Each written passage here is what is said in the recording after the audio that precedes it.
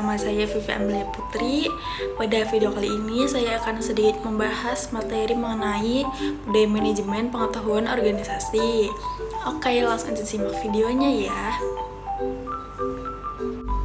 Budaya manajemen pengetahuan organisasi. Apa sih budaya itu? Budaya adalah pola semua suasana, material, atau semua perilaku yang sudah diadopsi masyarakat sebagai cara tradisional sebagai pemecahan masalah anggotanya. Budaya juga merupakan produk konteks pasar di tempat organisasi beroperasi, peraturan yang menekan, dan sebagainya. Pengetahuan adalah keseluruhan kognisi dan keterampilan untuk memecahkan masalah dengan kapasitas melakukan tindakan yang efektif, efisiensi, dan rasional. Budaya manajemen pengetahuan menggabungkan ketiga konsep, yaitu budaya, manajemen, dan pengetahuan. Knowledge sharing atau berbagi pengetahuan adalah metode atau kegiatan dalam manajemen pengetahuan yang digunakan untuk memberikan dan menyebarkan pengetahuan, ide, pengalaman, atau skill dari seseorang atau organisasi untuk menciptakan dasar kebutuhan untuk kerjasama. Lalu ada budaya sharing pengetahuan. Menurut Tobing pada 2007, inti dari knowledge management adalah knowledge sharing. Karena melalui knowledge sharing akan terjadi peningkatan nilai dari pengetahuan yang dimiliki oleh perusahaan. Seseorang yang melakukan knowledge sharing tidak akan kehabisan pengetahuan yang dimilikinya, tetapi justru akan melipat gandakan nilai dari pengetahuan.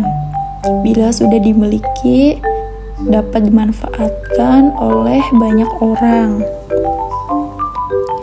Budaya knowledge sharing juga merupakan budaya yang perlu ditumbuhkan dan dirangsang dalam perusahaan yang ingin menerapkan manajemen pengetahuan yang efektif.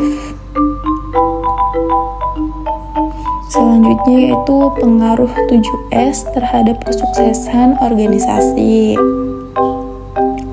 Terdapat 7 ya. Yang pertama yaitu strategi, struktur, sistem, staff, style, skills, dan share values. Strategi merupakan arahan untuk mempertahankan dan membangun competitive advantage perusahaan yang berkelanjutan. Penting untuk setiap individu mengetahui pekerjaannya agar perusahaan dapat memenangkan persaingan. Yang kedua yaitu struktur, merupakan struktur organisasi perusahaan yang mengatur penggunaan sistem, alur komunikasi, wewenang dan tanggung jawab, serta pembagian tugas setiap individu. Struktur sangat penting agar mampu memenuhi tujuan perusahaan. Yang ketiga yaitu sistem, merupakan proses dan prosedur yang akan dilakukan perusahaan, berisi kegiatan operasional dan pembuatan keputusan.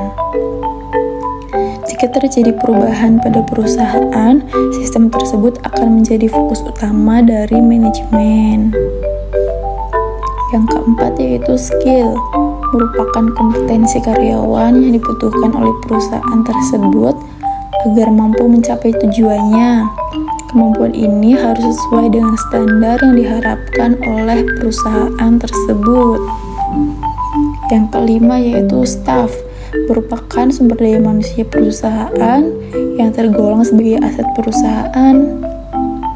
Hal ini berbicara mengenai proses seleksi, rekrutmen, pelatihan, motivasi, dan penghargaan suatu karyawan yang akan berkaitan dengan kebutuhan perusahaan.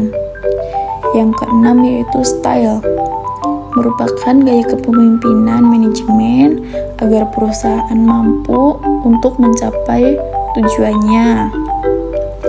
ini berkaitan dengan bagaimana top manajemen melakukan karyawannya. Gaya kepemimpinan yang baik dapat membuat karyawan loyal terhadap perusahaan. Dan yang terakhir yaitu share values, merupakan nilai-nilai perusahaan yang menjadi budayanya. Standar atau norma ini nantinya akan menjadi pedoman bagaimana setiap individu berperilaku dalam perusahaan itu sendiri. Oke, sekian saja pembahasan kali ini. Terima kasih sudah menonton.